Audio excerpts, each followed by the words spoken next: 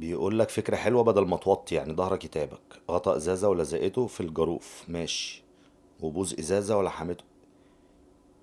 يا بنت اللعيبة جامدة. ايه ده بقى؟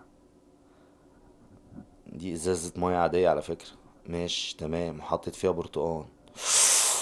ده بتعمل العصير جامدة، تستاهل لايك، دي جميلة دي. ايه ده بقى؟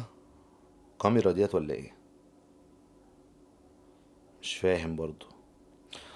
بتدي رسومات 3 دي في السقف جامدة. لا دي انا محتاجها، دي بتريح الاعصاب، تستاهل لايك. وما تنساش صلي على النبي ودوس على اللايك والاشتراك. الغسالة بتفكها كده ليه؟ ماشي.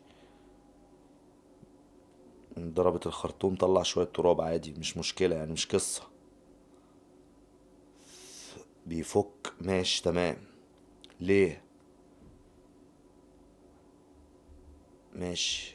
بعد كده ابتدى يعدي الحبل ده كده بالطريقة دي بعد ما فك المسمار. ماشي، انا خليني معاك للآخر.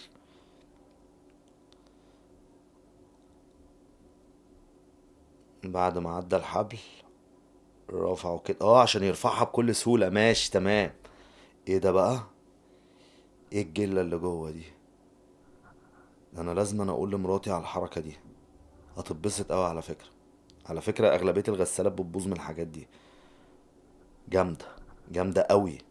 بصوا يا جماعة كمية الطينة اللي جوه، لا تستاهل لايك.